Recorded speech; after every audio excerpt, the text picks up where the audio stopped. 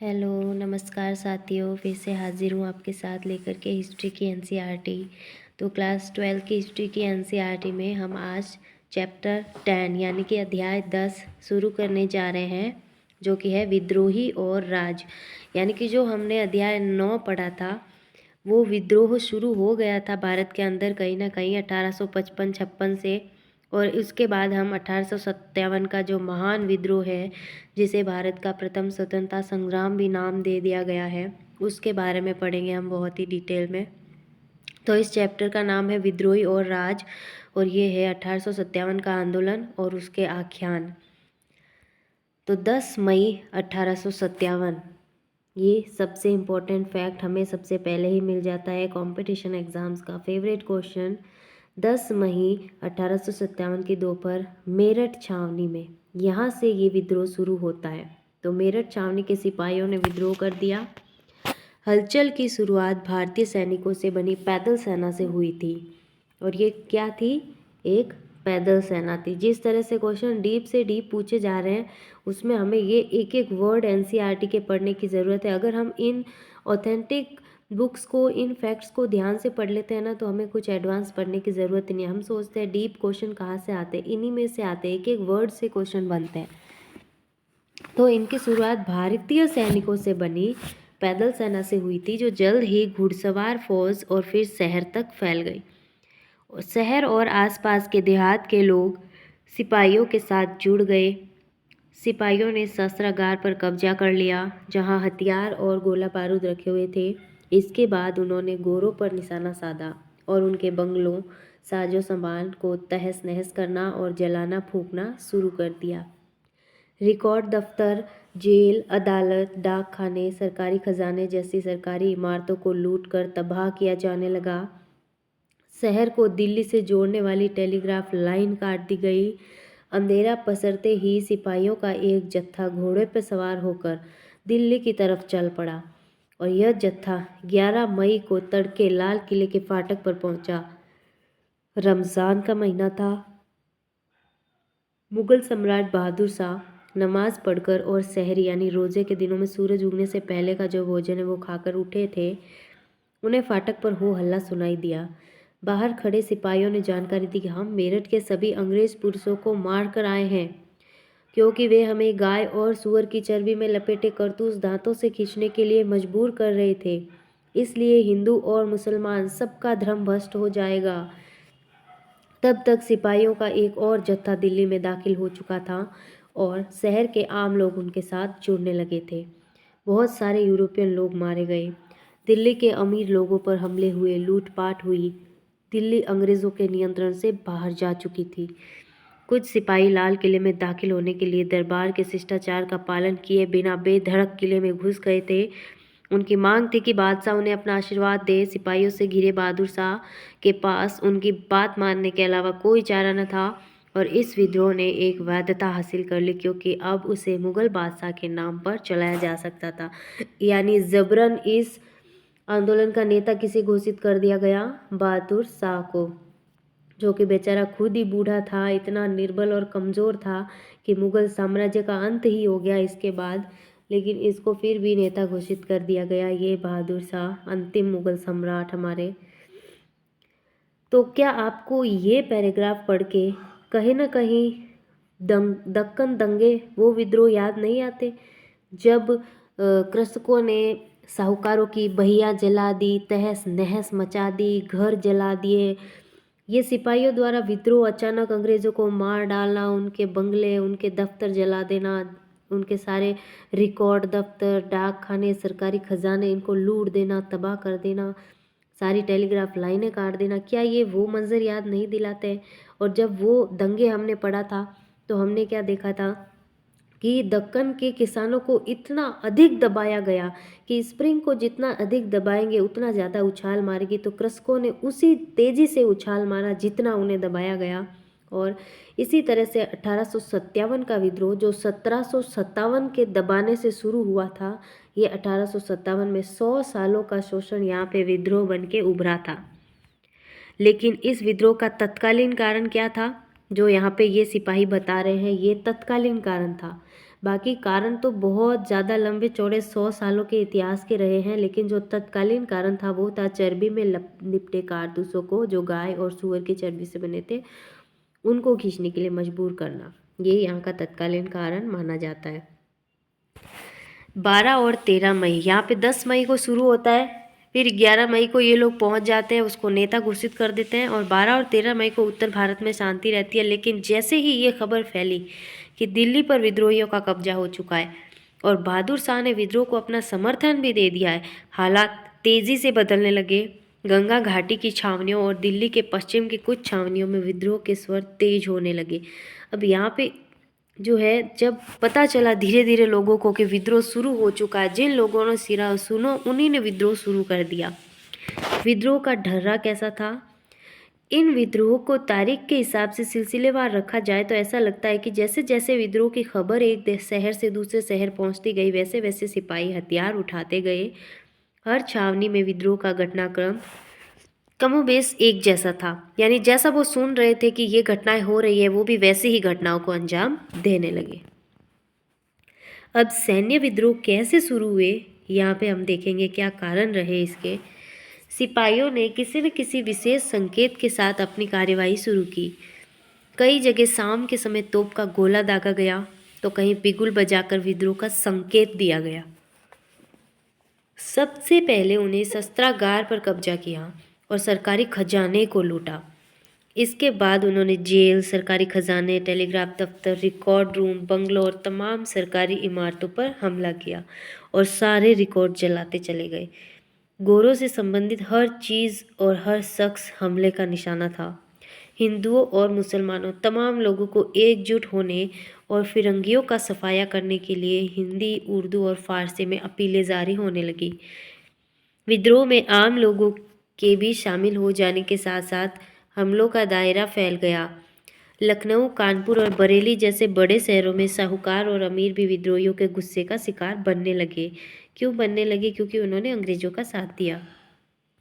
किसान इन लोगों को न केवल अपना उत्पीड़क बल्कि अंग्रेजों का पिट्ठू मानते थे। ज़्यादातर जगह अमीरों के घर बार लूट कर तबाह कर दिए गए।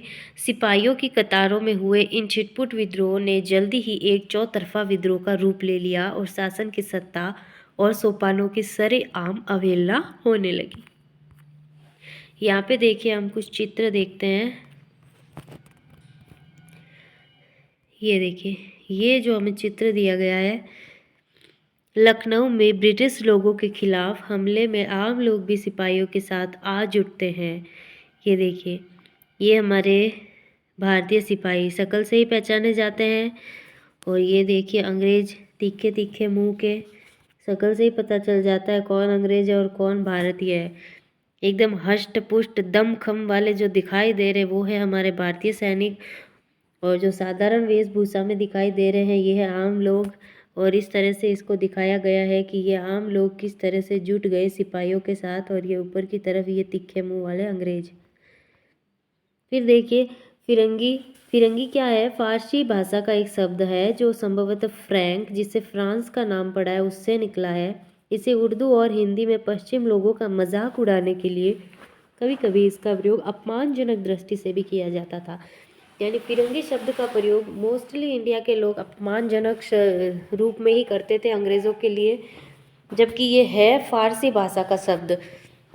हो सकता है मुसलमान जो सिपाही है उन्होंने इसका शुरू किया हो उपयोग करना अंग्रेज़ों के लिए, जबकि ये फ्रांस से नाम पड़ा है। फ्रैंक लोग जो होते हैं उनके लिए फिरंगी। तो हम ओवरऑल ये कह सकते हैं कि फिरंगी शब्द अंग्रेज़ों के लिए यूज किया जाता था या फिर विदेशियों के लिए।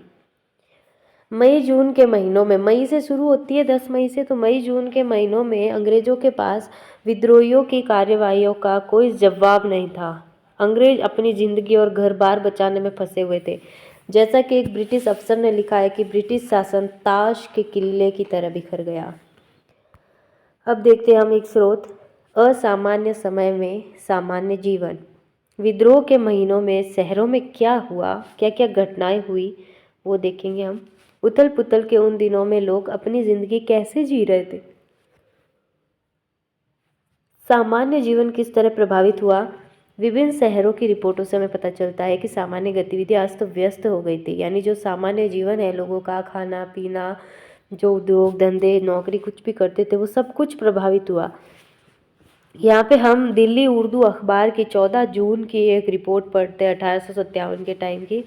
यही हालात सब्जियों और साग यानी पालक के भी हैं। लोग इस बात पर शिकायत कर रहे हैं कि बाज़ारों में कद्दू और बैंगन तक नहीं मिलते।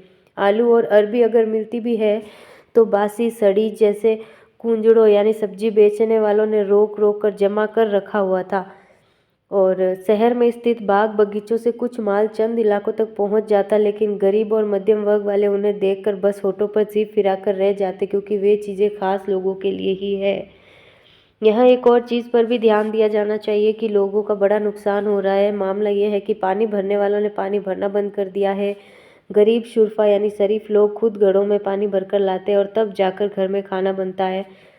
हलालखोर हरामखोर हो गए हैं। कई दिनों से बहुत सारे मोहल्ले में कोई आमदनी नहीं हुई है और यही हालात बने रहे तो गंदगी, मौत और बीमारियां शहर की आबो हवा खराब कर देंगी और शहर महामारी की गिरफ्त में आ जाएगा। यहाँ तक कि आसपास के इलाके भी उसकी चपेट में आ जाएंगे। यानी कहीं ना कहीं ये विद्रोह है, अगर इसी तरह चलता रहा तो आम लोगों का मानना, यहाँ अखबार बता रहा है कि ये विद्रोह महामारी में बदल जाएगा और आसपास के सारे क्षेत्र के ये प्रभावित हो जाएंगे, क्योंकि महंगाई बढ़ती जा रही थी, कुछ चीज़ें मिल नहीं रही थी, कृषक खेती नहीं कर पा रहे थे, कुछ भी चीज़ें जो है सही नहीं चल रही थी।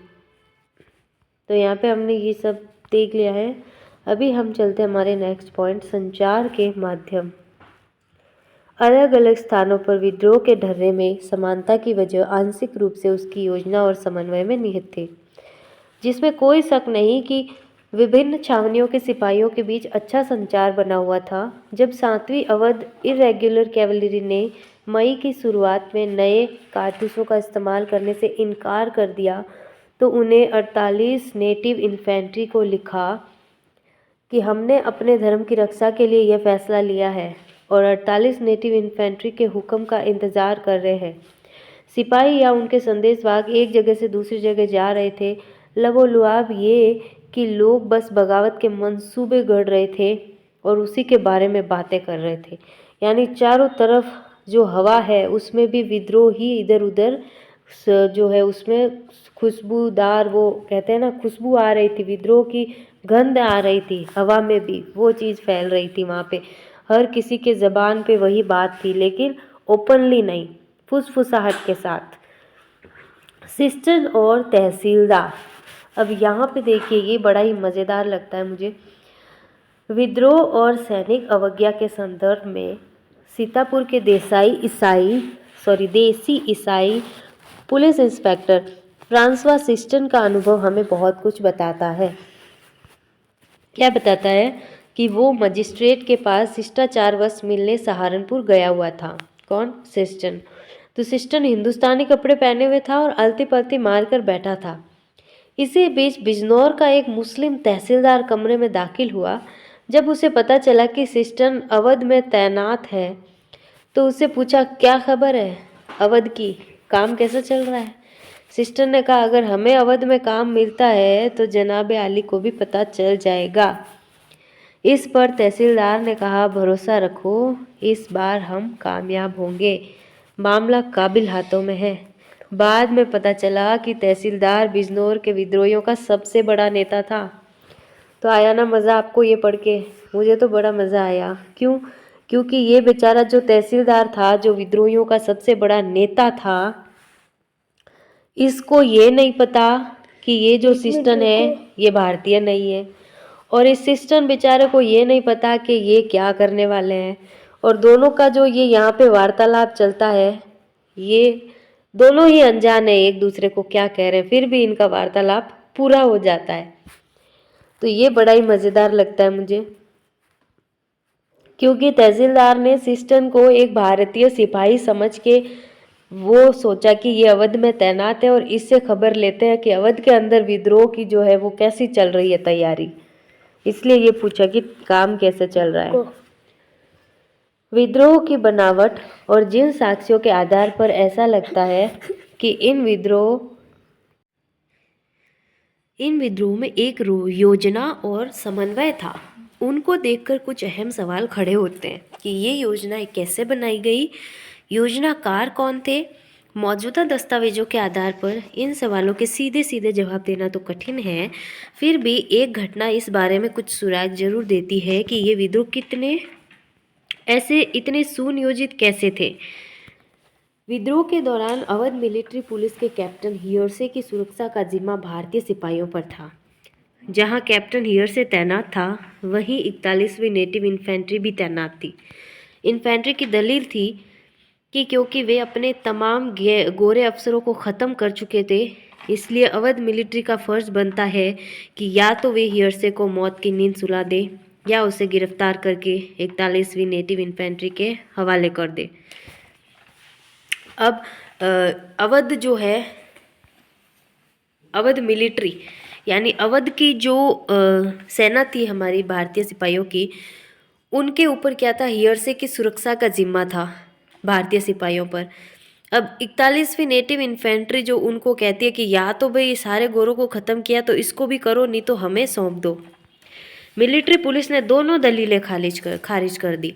अब यह तय किया गया कि इस मामले को हल करने के लिए हर रेजिमेंट के देसी अफसरों की एक पंचायत बुलाई जाए, यानी जितने भी हमारे देसी अफसर हैं उन सब की एक पंचायत बुलाई जाए। इस विद्रोह के शुरुआती इतिहासकारों में से एक चार्ल्स बॉल ने लिखा है, यानी जो इतिहासकार है इस विद्रोह का उनमें से एक है ये चार्ल्स बॉल, कि ये पंचायतें रात को कानपुर सिपाही लाइनों में जुटती थी, रात को ही इकट्ठी होती थी जब अंग्रेज घुस के सो जाते थे। इसका मतलब है कि सामूहिक रूप से कुछ फैसले जरूर लिए जा रहे थे, क्योंकि सिपाही लाइनों में रहते थे और सभी की जीवन शैली लगभग एक जैसी थी, क्योंकि उनमें बहुत सारे प्राय एक ही जाति के भी होते थे। तो इसलिए इस बात का अंदाजा लगाना तो मुश्किल नहीं है कि वे इकट्ठा बैठकर अपने भविष्य के बारे में फैसला ले रहे होंगे। तो ये सिपाही अपने विद्रोह के कर्ता धर्ता खुद ही थे, यानी कोई इनका नेता नहीं था, ये खुद ही नेता थे। सारे मिल के इन्होंने सब कुछ बनाया, सोचा सारे नेताओं ने।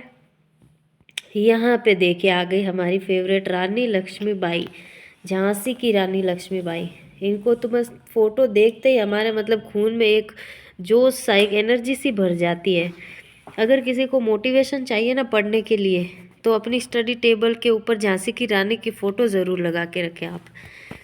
नेता और अनुयायी। अंग्रेजों से लोहा लेने के लिए नेतृत्व और संगठन ज़रूरी थे। इन लक्ष्यों को हासिल करने के लिए विद्रोहियों ने कई बार ऐसे लोगों की शरण ली जो अंग्रेजों से पहले नेताओं की भूमिका निभाते थे। जैसा कि हम पीछे देख चुके हैं कि मेरठ के सिपाहियों ने सबसे पहले जो काम किया उनमें से एक था कि वे फौरन दिल्ली गए और उन्होंने बूढ़े हो चुके मुगल बादशाह से विद्रोह का नेतृत्व स्वीकार करने की दरख्वास्त की, लेकिन इस निवेदन पर सहमति हासिल करने में भी वक्त लगा।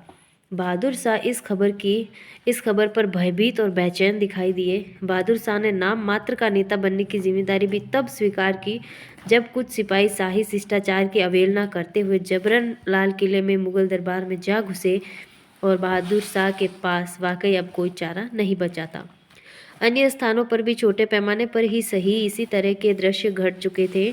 तो कानपुर में सिपाहियों और शहर के लोगों ने पेशवा बाजीराव द्वितीय के उत्तराधिकारी नाना साहिब के बगावत की डोर संभालने के सिवा कोई विकल्प ही नहीं छोड़ा। यानी जो पेशवा बाजीराव के उत्तराधिकारी हैं नाना साहिब, उन्होंने डोर संभाली कानपुर की। कानपुर के नेता कौन थे? नाना साहिब। साथ के साथ नेता भी हमें याद रखने कौन कहाँ का नेता है। झांसी में रानी लक्ष्मीबाई, झांसी की नेता तो वही है, सबको पता है। बगावत का नेतृत्व तो उन्होंने संभाला। तो यहाँ पे हमने 3 नेता याद कर लिए। जो मेन वो तो हमारा हो गया बहादुर शाह, उसके बाद बाजीराव द्वितीय का उत्तराधिकारी नाना साहिब कानपुर का, झांसी में रानी लक्ष्मीबाई, और कुछ ऐसी स्थिति बिहार में आरा के जमींदार कुंवर सिंह। तो बिहार के आरा के अंदर जो वहाँ के जमींदार हैं कुंवर सिंह, उन्होंने नेतृत्व संभाला। अवध के अंदर नवाब वाजिद अली शाह जैसे लोकप्रिय शासक को गद्दी से हटा दिए जाने और उनके राज्य पर कब्जा कर लेने की यादें लोगों के जहन में अभी भी ताज़ा थी। तो लखनऊ में ब्रिटिश राज के ढहने की खबर ने लोगों ने नवाब के युवा बेटे ब्रिजेश कद्र को अपना नेता घोषित कर दिया। जो लखनऊ के अंदर है वो ब्रिजेश कद्र। सभी जगहों पर नेता दरबारों से जुड़े व्यक्तियां, रानियां, राजा, नवाब, तालुकदार नहीं थे, यानी जितने भी नेता थे वो दरबारों से जुड़े नहीं थे। अक्सर विद्रोह का संदेश आम पुरुषों और महिलाओं के जरिए और कुछ स्थानों पर धार्मिक लोगों के जरिए भी फैल रहा था। मेरठ से इस आशय की खबरें आ रही थी कि वहां हाथी पर सवार एक फकीर को देखा गया, जिससे सिपाही बार बार मिलने जाते थे। लखनऊ में अवध पर कब्जे के बाद बहुत सारे धार्मिक नेता स्वयंभू पैगंबर प्रचारक ब्रिटिश राज को नस्तानाबूद करने का अलग जगा रहे थे।